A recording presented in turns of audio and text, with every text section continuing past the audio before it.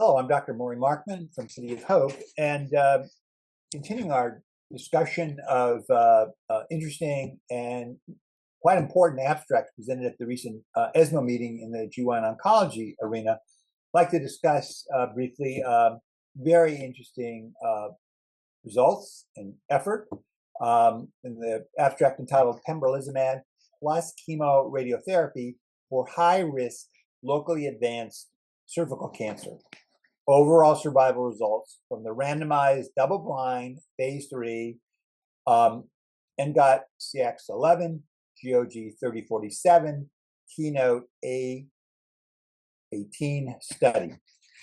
It's obviously well known to all who care for women with cervix cancer that standard of care for locally advanced cervix cancer has been for now over 20 years the use of a chemoradiation strategy. Obviously, radiation goes back a lot longer than that period of time, but the addition of chemotherapy concurrently with the radiation has significantly improved survival.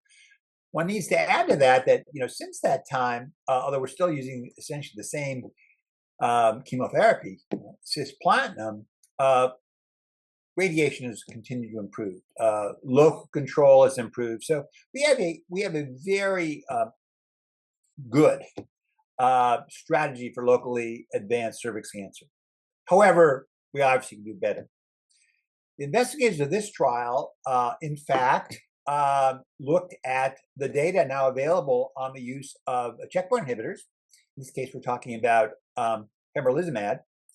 Has now been used and shown to be effective as monotherapy in combination with chemotherapy in the setting of recurrent or metastatic cervical cancer. So the obvious question to be asked, or an obvious question to be asked, is what if you bring that immunotherapy earlier into the setting of that patient with locally advanced disease where we're giving chemoradiation?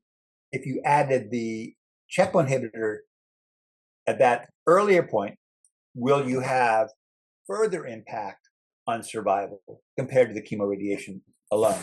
And that's what this study was designed to look at. And it was a very nicely done multi-institution study. Patients with locally advanced, variety of definitions on what that group is, and I won't go into that in detail, but basically the bottom line was a 1-to-1 randomization of a chemoradiation strategy, which is cisplatin weekly, 5 cycles with external beam radiation therapy plus brachytherapy as a standard of care, plus placebo, and that placebo was meant to be what the checkpoint inhibitor would be, which was given every 3 weeks or 5 cycles, versus the same chemoradiation plus pembrolizumab, which was given every 3 weeks for 5 cycles. So, and then after that was done, in the pembrolizumab arm, the drug was given every 6 weeks for 15 cycles, or placebo given that same way. So again, it was given during the chemoradiation, very important to note, and then given, as you can call it, as a maintenance approach. Patients were randomized, stratified for various criteria. And the bottom line was the use or the addition of the checkpoint inhibitor had a major impact. There was updated data on progression-free survival, hazard ratio of 0.68, specifically if one looked at the 36-month progression-free survival rate with the use of the addition of pembrolizumab, it was 69.3%. Placebo, standard of care, was 56.9% in that group. But very importantly, there was also now evidence of an overall survival benefit. So, summary of this particular study, the investigators, I certainly agree, was that pembrolizumab combined with modern, high-quality chemoradiation, and then continued after the chemoradiation, provided a statistically significant and clinically meaningful improvement in PFS and overall survival compared to chemotherapy radiation alone. This is for newly diagnosed, previously untreated, high risk.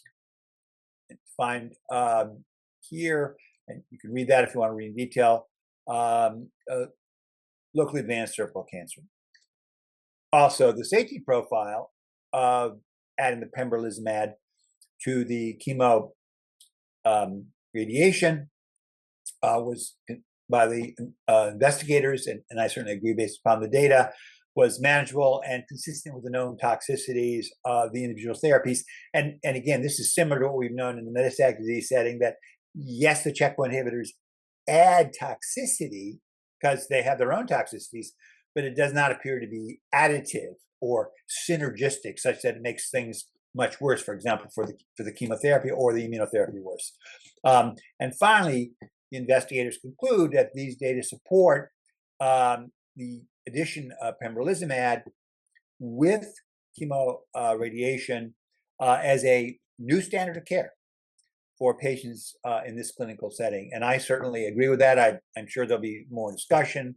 Obviously, guidelines need to be updated. Obviously, there are obviously insurance issues, but I think the data here are very compelling. And it's really great to see this quality research, but most importantly, the impact this is going to have on patients in this clinical setting is very positive. And I thank you for your attention.